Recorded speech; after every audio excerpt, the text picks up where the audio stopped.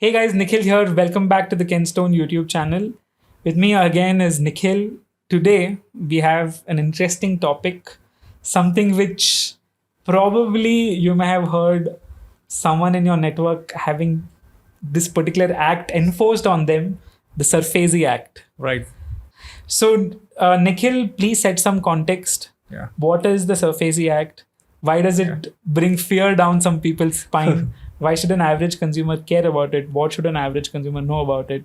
Right. So just set some context first about what the SARFAESI Act really is. Absolutely. So, from a SARFAESI Act perspective, so we will today focus out of the acronym SARFAESI, we will only focus on the ESI part of the acronym, which is Enforcement of Security Interest. Okay. So this enforcement of security interest comes into picture when a borrower who has taken a mortgage loan and defaults on it. Or defaults on a mortgage loan. So there comes the ESI part of SARFAESI.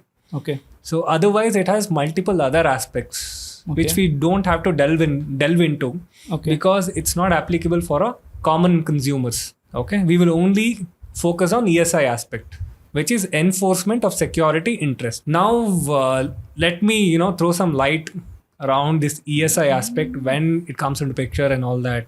And why was this act even created? Can you give some context on the whole thing once? Yeah, absolutely. Before the SARFAESI Act was introduced, the bank had to take the routes of civil courts. Bank had other debt recovery tribunals. There was some RDBMS tribunal where they had to try to enforce on their security interest, but it was a very slow moving process.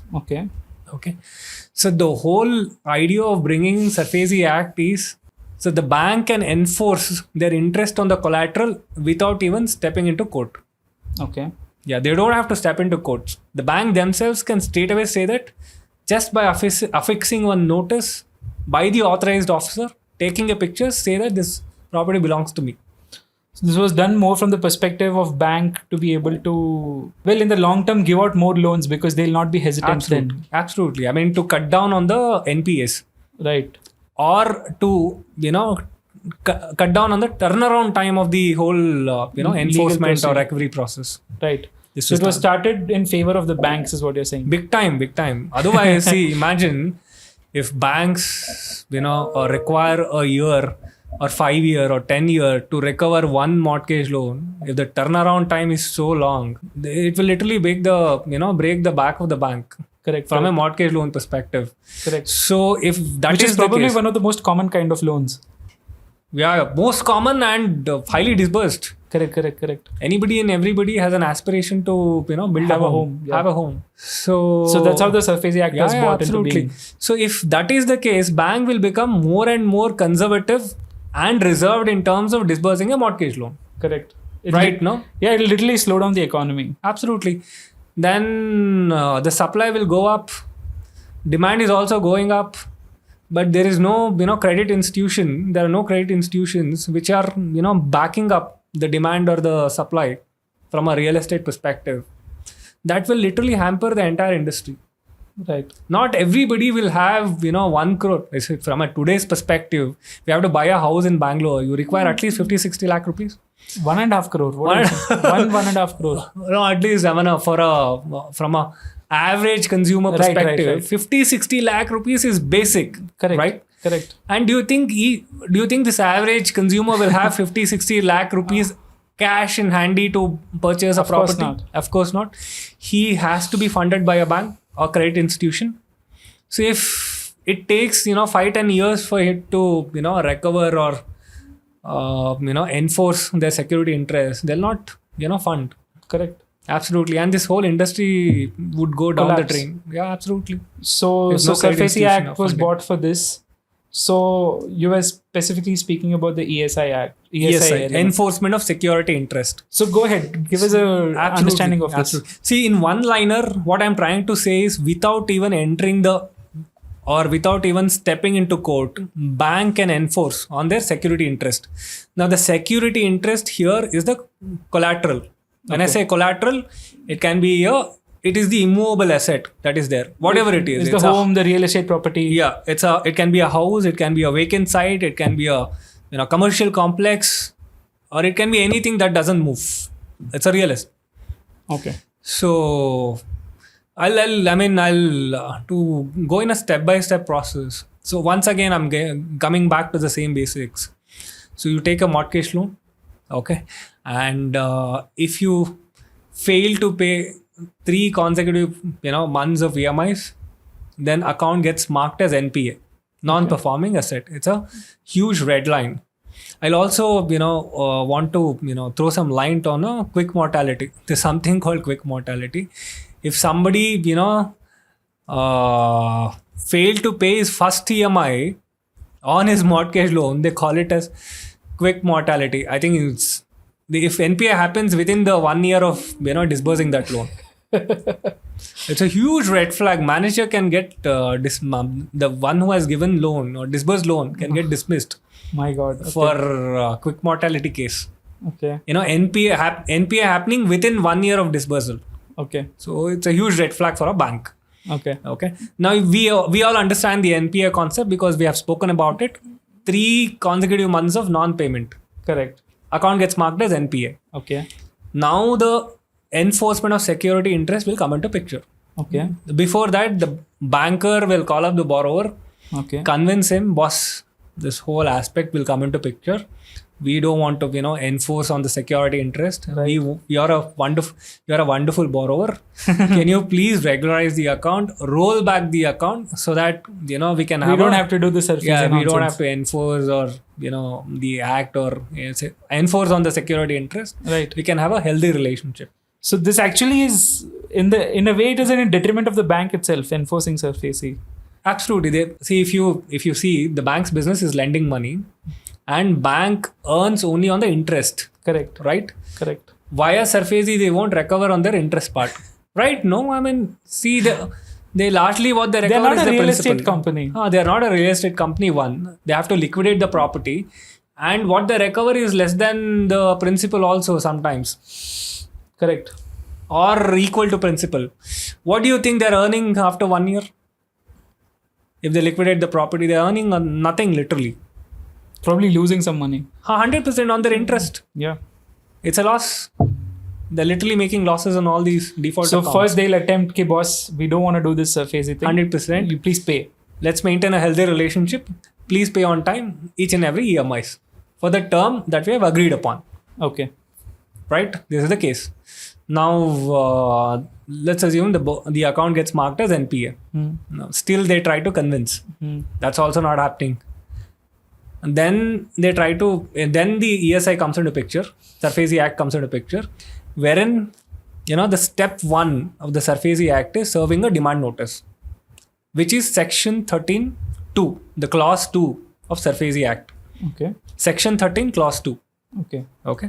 Demand notice. Demand notice. So what is this demand notice? So this demand notice is all about bank is demanding from the consumer, asking him to pay the entire outstanding within 60 days. Entire outstanding, I'm saying. So it's no longer into that regularization and just to scare the borrower. So if they put the entire outstanding, he'll come running. Right? No, I mean so who can pay the entire outstanding? Correct. They can still regularize the account. Right. Regularization is absolutely possible. Okay. It's okay. They'll maintain what is the total outstanding that is there. Total loan outstanding, that is also they'll represent. They'll demand the consumer, ask him to come and close the entire account. Now, at least if they demand on the entire loan closure, he'll pay at least that whatever 4-5 months ka EMI. That's the thinking, right? No. So within 60 days, if he has to come and pay the if he comes and pays or regularizes the account, the SARFAESI goes out of context, right? So if he doesn't comply to a demand notice, then happens the symbolic, which is 13(4) of the section SARFAESI Act. Okay. So this is where I'm seeing symbolic. What is symbolic possession? Symbolic possession. Okay. Okay. This is where I'm saying bank can take possession of the property without entering the court. Okay. So the section 13 clause 4 of SARFAESI Act allows the bank to take possession of the property without entering the courts. This is the major, highlight of the SARFAESI Act. Okay. Now here what exactly happens is the authorized officer who's representing the bank will go affix the notice, take a picture of it, okay, and tell the borrower that now symbolically this particular property is in the possession of the bank. And yeah, I mean, not mine, it's the bank's. possession of the bank. Yeah. If it's a vacant site, then we don't have to go to court. Oh. Right, no? Then the possession is done, that's it. Done and dusted. Okay. If it's a vacant site. Okay. See, the bank is going to courts as per section 14 of SARFAESI Act only because there are occupation. There's The people building who are is living under there. occupation. Okay. Yeah. So if they voluntarily come out of the building, submit the keys, they don't have to go to courts during symbolic itself. If they don't come out, if they don't voluntarily surrender the property, then they have to step into courts, wherein section 14 comes into picture Okay. of SARFAESI Act. Via section 14, bank can get a eviction order. The order clearly states that by taking help, the act also appoints a court commissioner, Okay. and it clearly states that by you take the support of the jurisdictional police Okay. and have the occupants evicted from the property, removed from the property. And they can take help of police and do whatever. 100%. Not do whatever, they'll just evict. Yeah. As per the act, so on the day of eviction, there will be police, there will be a court commissioner who would be assisting the entire process, and there will be the authorized officer from the bank, and an agency would be assisting in all these people. I can understand why this brings fear to a lot of consumers. Absolutely. So this is where the leaseholders and tenants will come under crossfire. Right. Right. So It's the borrower who has defaulted. yeah. So it's not but the leaseholders and tenants will come in the crossfire. So guys, we've actually done a detailed video on this where we spoke about why taking leases may not be a great idea, or if you're renting a property, it may not be a great idea. You can check out the video right here. But in detail, we've gone through in that conversation. But very quickly, if you had to summarize, you can just summarize. Tenants. Yeah, absolutely. I mean, that's where I'm saying the tenant, if he's not the owner, would have if given he's an rented, advance. yeah, Would have given an advance to the owner. Right. Now he's getting evicted from the property. He Right. loses advance. right, Leaseholder would have paid the lease amount. yeah, He would have done a contract with the borrower. yeah, Then he is losing that lease amount because the possession is gone. correct, Without possession, how do you think you can collect the money from owner? correct. He'll not care. So the bank gets the first right. 100% first charge. Wow. Okay. Yeah. And this is section 14, which is that's what I explained. After section 14, once the possession is done, bank will publish a sale notice. Okay. Yeah, it's a sale notice. Bank will value the property, Okay. publish a sale notice. Okay. In that, they'll put a reserve price for the property. That's the base price of the property. Okay. As per the bank, that's the base price. Okay. Okay. And as per sale notice, they'll fix a date. It's a 30-day notice. In that 30 days, they'll fix a auction date. They'll also publish an auction date. Anybody and everybody can participate in the auction to purchase the property. To enter the auction process, it all happens online. To log into the platform, to get the ID or credentials to log into platform, you have to pay 10% of the reserve price, which is called EMD, Earnest Money Deposit. Okay. Yeah, EMD, Earnest Money Deposit, which is 10% of the reserve price. Okay. If the reserve price of the property is 1 crore, then you have to pay 10 lakh to enter the Auction process. Right. Enter. Once you enter, you can bid. And if you are the only guy who has participated, then you can just raise some 50,000 rupees and seal the deal. The property is yours. See, after sealing the deal, within 24 hours, you have to pay 15%. Okay. Within 24 hours, as per SARFAESI Act. Mm-hmm. Okay. After that 24 hours, once you pay that 15%, in total you have paid 25%. Yeah. The remaining rest, 75%, you get around 45 to 60 days. Okay. Good. Okay. Yeah. So you can get a loan on the same property and, refinance it. not from the same bank, from the other From a bank, different wherever you bank. have transaction, Yeah, you can yeah, get a yeah. loan for sure. Okay. Get a loan and you can purchase the property. So this is how the process works. This is how they liquidate the property. Okay. So from start to finish, probably 60 days, 30 days, what, 90 days or 90 days to one? That would be, I would say, see, demand notice is 60 days. Huh. And after that, symbolic happens. So Symbolic possession. symbolic possession happens. Once the symbolic possession happens, there is a, within 7 days, they have to do a paper publication. Okay. So another 7 to 10 days is gone. Okay. The same, whatever possession they have done, they'll publish in a newspaper stating that the so-and-so property is symbolically possessed by so-and-so bank. Okay. So that 10 days, so 60 plus 70. And section 14, you can assume that 60 days, another. Okay. Good. So 120 and 130 days. Yeah. So this is 4. You can say 6 months period. 6 months, they 6 liquidate months. the whole thing. Yeah, absolutely. 6 months. Absolutely crazy. So let's move on. So say bank has repossessed the property without Right. involvement of court and all those things. Right.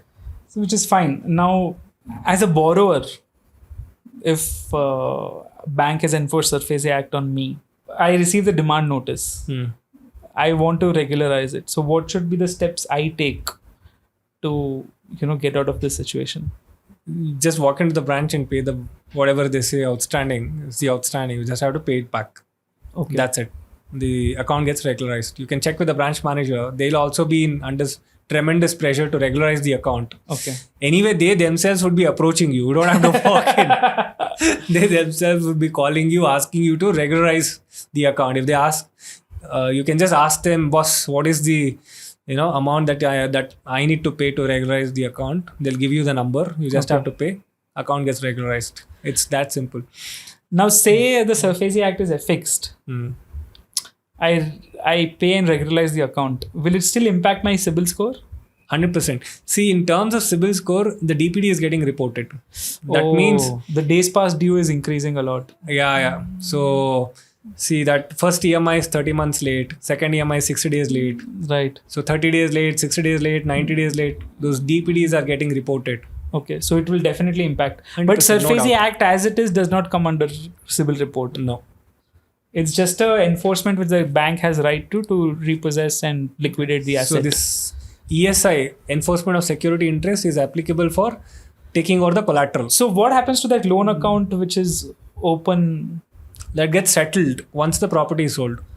Acha, the loan account is marked as settled. And the same thing is reported in your Credit CIBIL. bureaus. Right. Okay. So in credit bureau, the SARFAESI shows up as a settled loan account. Right. Probably. Right. Interesting. And will they now stop following up with me if the loan account is marked as settled? Absolutely. The collection agencies are not going to come after me? So if they settle the account, they'll stop pursuing you. Uh-huh. If they don't settle the account, then a suit gets filed. Okay, so what is this now? This is interesting. Yeah. So can See, you just this- explain this a little bit more? So this happens. See, they'll also have a settlement criteria. So Okay. they can go up to an extent. Beyond that, they won't be able to reduce. Okay. So explain with an example. Yeah. Let's assume the outstanding is 1.2 crore. Okay. But the property is only fetching some 70 lakh rupees. But they have exactly as I said, they have pos and toss. Principal outstanding and total outstanding. Right. Okay. Now this 70 lakh rupees is way less than principal outstanding. And they won't be able to settle it. So they are not getting an approval to settle the account. So this is where they'll adjust the 70 lakh rupees. For other 50 lakh rupees, they'll go to enter court. They'll file a suit against the borrower. Telling what?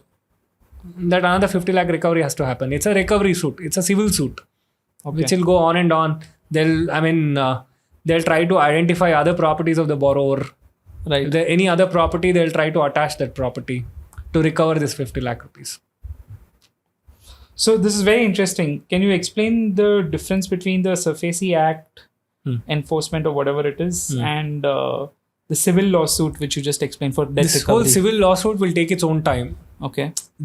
They won't be able to enforce this SARFAESI on the rest 50 lakh rupees Okay. because there's no collateral. It's not mortgaged to the bank.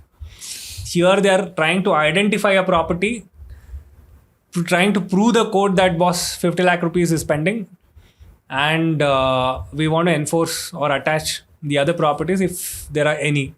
Okay. Okay, and this will take time. This will take maybe 5 years, 10 years. 5-10 years.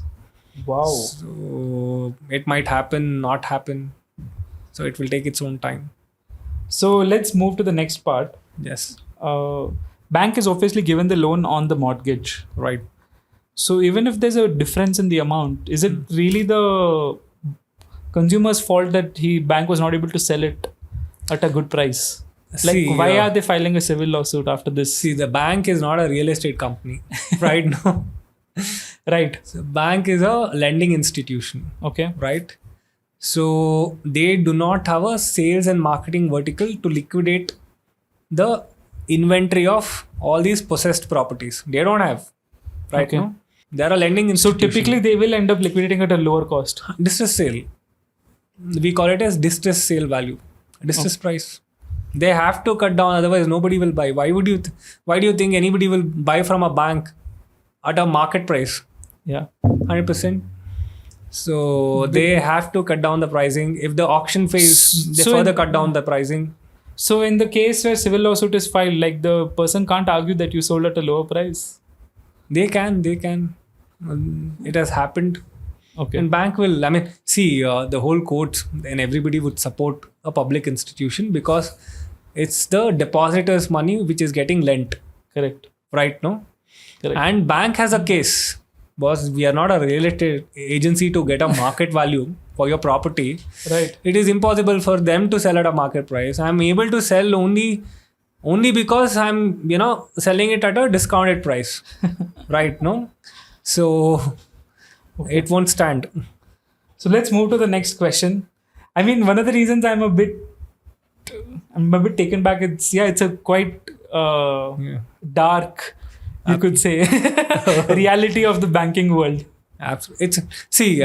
I wouldn't say this is a dark reality. Uh-huh. I would say this process have to have. See, any business. Yeah. So you do business. Right. You give your services on credit. Right. The people would be paying you after 30 days, 45 days. Yeah. Correct. If you don't follow up, what happens? You not get paid. Exactly, no? So It's the same thing. Exactly. There's nothing dark or white or whatever. Yeah, it's just. So This is just emotionally traumatic. Exactly. I'm emotionally traumatic because I have a very emotional attachment with my house. If I'm losing my house via this eviction process, right. this is very turbulent. 100%. Yeah. So this is what I was saying. I've personally seen, this, right? That I've personally seen, cousins go through this, right? Absolutely. And it is a bit. It's traumatic. emotionally turbulent because an asset involved, yeah, which is extremely emotionally close. It's a home, right? No? Yeah. It's a home. And if of I'm course, losing a house. And typically home losses, I understand completely what the bank is doing. I'm not at all saying, I'm not defending or anything. Right. All I'm saying is it's a bit. It just tells you, right? It's turbulent. It is turbulent. It's turbulent. And it's just a reality. So yeah, absolutely. Grim reality. Grim reality. Because I do not think, at least as far as I can tell, most people, if they are in a situation where they're not able to pay, it will be out of financial distress. Absolutely. It will be because of whatever crisis. So largely out of crisis. Yeah. There is a particular segment of people wherein they think that what banks can do. So let's move on to the next question. This is an important question which I think many people don't know of. So what are the borrower's rights under the SARFAESI Act? What all rights does a borrower have? See, this enforcement of security interest confers the right to banks to possess the property. So largely it's the conferring happening to the bank. The entire Right is transferred right to the is bank. transferred to bank. Okay. The only, I mean, there are few, the few sections which allows the bank to challenge or take a recourse or borrow time. So there are multiple channels. One of the channels is they can go to High Court, The contest. borrower? The borrower can go to High Court, contest, stating that, boss, I need some time. Now, High Court can give time. High Court will give time, Okay. stating that you pay so and so amount And in take so and so time. time, and pay in installments over a period, maybe Okay. over a period of 4 months, 5 months. Right. So based on the discretion of the judge. How often have you seen this happen? Multiple times, people have gone to High Court to stall the eviction process, to get a stay order on the Section 14 order. High Court is Injunction. able to respond quickly? Yeah, absolutely. So what generally happens if they don't comply on the order automatically gets nullified. Okay. See, High Court will have a conditional order. Okay. Yeah. They'll be like, इतना तो payment करना पड़ेगा. Exactly. It's always a conditional order. So it will always have an end in mind. So it's like stage by stage. Within a week, you pay 10% of the total outstanding. Okay. And then month on month, you pay 20%. So they themselves will give a payment structure. If you fail to comply or adhere to the Then conditions, eviction will be followed through. Exactly. The High Court order will automatically become nullified. Then now the Section 14 order, which the bank has taken, becomes, comes to force. So can the borrower negotiate with the bank once the SARFAESI notice is served? Possible on a good faith. I mean, for settlement of the account. Okay. So it is absolutely possible. Avenues are open. And it's the discretion of the bank, in terms of, what is the number that settlement number is totally the discretion of the bank. Now I'll ask you something. I can ask you this question because we've had a personal discussion on this also. Okay. But how does a credit repair agency like yours help someone who's been served the SARFAESI notice and all those things? What would you recommend to them, and what do you provide any service to these guys? So we can only, see here the only advice is for them to, fix their score. They have to pay on time because the whole process is impacting their credit report in terms of DPD, late payments. Okay. Which will anyway, which will actually pull the score down. Right. So otherwise we won't be able to advise on anything further. Right. Because SARFAESI is all about the enforcement of their security interest. They're losing, the bank is trying to, possess the mortgage or the collateral. Right. So we won't have, much role to play in the process. So now a more general question. The loan account in the CIBIL report, you answered this, but I want a bit more clarification here. Okay. Will the loan account be written off as a settled account or a written off account in the CIBIL report when it's repossessed in SARFAESI? I mean, it depends. Okay. It depends also. How? If it's settled, they'll report it as settled.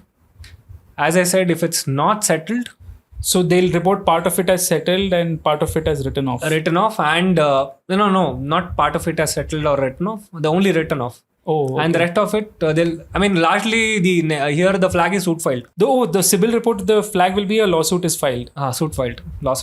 Yeah, it will reflect as suit filed. That's like even worse than It's written not off. a written off. Written off will not come into picture. Yeah, it's worse than written off. It's like the worst possible red flags. Yeah, written off and suit filed are all worst possibles or equal. So it will reflect as suit filed. So let's get a little bit more detail. Now, are there any types of properties that cannot be seized under this act? Agricultural properties. Anyway, agricultural properties, bank don't mortgage any which ways. Okay. So if it's there is a category also. Okay. There are two kinds of from an agri perspective. They have commercial crops Okay. and your Regular essential crops. Essential crops. The two kinds, essential ones and the commercial. Commercial is your coffee, areca nut. All these are commercial crops. Coffee is commercial. Black pepper. It's essential for me, man.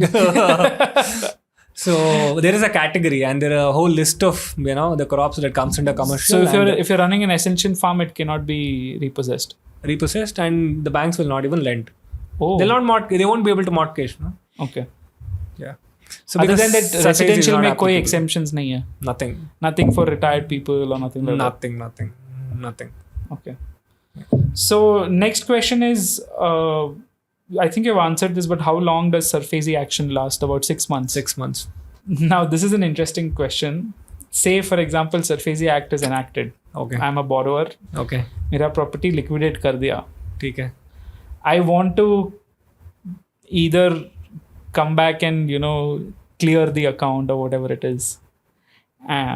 Will there still be that POS and TOS applicable here? Yeah, Like what will be the penalties? What will be the things which they will ask me if I want to close that account? Same, the parallel system would be running. Okay. Yeah. If it's not settled. Okay. So people would hardly come. Because the sum would be on the higher side. Okay. And if for somebody who would have lost the property, will not have an interest. Even if he has money, he will not have an interest to pay. Okay. So, or he will not have money to clear such kind of outstanding. So we have hardly seen people coming back after the possession and liquidation of the property. This hardly happens. I don't have any example of this. Okay. Yeah. Now this is an interesting thing. There will be cases where there's multiple owners of a single property. Okay. You got my point? Yeah. So there's 2 owners or 3 owners for that property. What if there's like joint property owners? They would have taken a joint loan itself. Yeah. No, all of them will become borrowers. All of them who would have signed applications. Right. See, while mortgaging itself, the legal verification of the property happens. Okay. So there is a title search report. Okay. In that process, in the title itself, who are the title owners? How many of them? Okay. So each one of them will sign on the loan accounts. Loan application. So let's move to the next question. This is an interesting one. Yes. So what happens if you're an NRI? How does the SARFAESI get enacted to you? Same process. But Nothing, in your other countries, CIBIL, it will not show up. On the CIBIL, it won't show up. Okay. But collateral will be possessed. So your collateral is gone, basically. Collateral is gone. Now tell me this debt recovery tribunal. Can you educate us a little bit more about this and what relief can it offer to borrowers? Yes.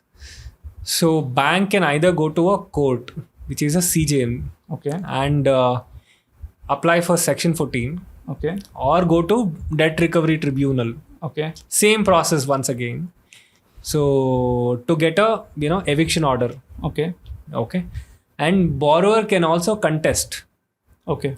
But in a in a CJM or a chief judicial magistrate where bank is trying to get a Section 14 order, there is no, it's an ex parte order. They call it as an ex parte order.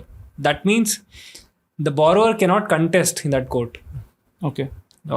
He can only contest at debt recovery tribunal or at the high court. Okay. Against the order issued. Okay. By chief judicial magistrate. DRT is like another tribunal set up just to allow the borrower to contest. For banks to contest and borrower to contest. Okay. It's just a separate entity altogether. But it behaves just like a court. Yeah, absolutely. But specific to banks. Okay. It is there for banks. All these CJMs are, civil courts. Right. It can entertain all kinds of civil cases. So this Section 14 of SARFAESI Act is one of the cases for them. But for debt recovery tribunals, this is specifically for banks. They only, have cases of, mortgage loans, default mortgage loans. They only focus on that one. Exactly. Okay. Now my next question is this. I'm a borrower. SARFAESI is done. It's impacted. My credit score is screwed up. Yes. So how do I start repairing my credit score now?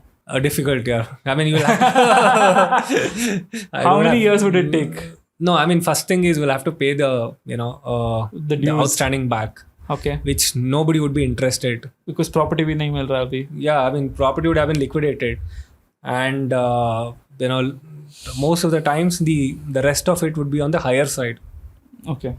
If it's a property here in Bangalore, it would always be on the higher side. And nobody wants to, pay it back. I have hardly seen people coming in. So अगर SARFAESI में आ गया तो बस credit आपका खत्म वही समझना है. Yeah, absolutely, no doubt. no financial, the future financial prospect is Gone. done. Gone. So let's move to the next question. What are some misconceptions you've heard of the SARFAESI Act? So misconception is people think that banks will only come and affix notice. Nothing else will happen. That's a huge misconception. Oh, So okay. then till the time, eviction happens, till the time the day of eviction, till the time the day of eviction, their only thinking is people are coming or bankers are coming and affixing notice. That's it. Even after a court order is issued, a section 14 order has been processed, people still think that this is just an order that has come out. Nothing else happens. That's a huge misconception. So eviction is 100% guaranteed. Once it goes into SARFAESI, evict to karega hi karega. Yeah, 100% guaranteed. Unless you go pay. Yeah, 100%. Don't have this misconception, guys. Come on. Let's move to the last question of this entire segment. Yes. So this was a grim segment, guys, but sorry, all of us had to hear it once. So what's your top advice for someone who's dealing with the SARFAESI action being taken against them? Either pay back, regularize the account, Hmm. and have a healthy relationship with the bank, or just voluntarily vacate the property. Okay. That's simple. Pretty simple. So that you can avoid all that traumatic eviction process. So it's extremely taxing, emotionally taxing. It'll break you. It will break. It will break the family. Not Right. just you, not just the borrower, but the entire family. Right. So guys, there you have it. Everything we found about SARFAESI Act. Now, particularly Kenstone Capital, they work with banks, they work with consumers, trying to prevent such cases, trying to Right. prevent SARFAESI from being enacted. But if it does happen, he's told you what you got to do. Vacate it. It's done and dusted. Move on. Absolutely. See, this is home is an asset. Right. So I understand. A home is always a part of us, Right. and there is a very strong emotional bond Correct. with a home. Correct. So losing home is like losing oneself. Right. So that is what creates that emotional turbulence or trauma. Right. So I would say if you are going through worse financial crisis or anything of that sort, so it's good to be practical and voluntarily vacate the property and have the bank liquidate it and recover whatever proceeds. And I remember you had told me once that if you can find a good deal for that property, Absolutely, that's also possible. like So they can have this buyer sent to the bank and create a tripartite agreement between bank, buyer and borrower. right. And once the seller pays the entire amount back, so the sale deed can be executed Wow. Okay. to the Have you seen such cases buyer. happen? Yeah, absolutely. That's actually a good case because I'm sure the person can find a much better deal than the Seamless. bank would. Yeah, 100%. And because it doesn't go into auction, your penalties and all will be a lot lower. Yes. So guys, there you have it. Practical talk on SARFAESI. It's the dark reality. I'm sure you see a lot of videos on renting versus buying a home, but this is the dark side of that entire conversation. Is any parting words, Nikhil? So the most important suggestion to the home buyer is again so home is always a liability. Your personal home. Your personal home is always a liability. So unless you have, be financially prudent. Unless you have a steady stream of income which can service the EMI of this liability, For which is 15, home, 20 years. for 15, 20 years or maybe even 25 years. Right. So be prudent. In terms of taking that decision. Right. So don't rush and enter and get into a mess, financial mess. There you have it, guys. Thank you so much for watching. Do subscribe for more videos like this where you're getting a clarity on the entire debt and the credit side of the Indian finance sector. See you all in our next video. Absolutely. See you then.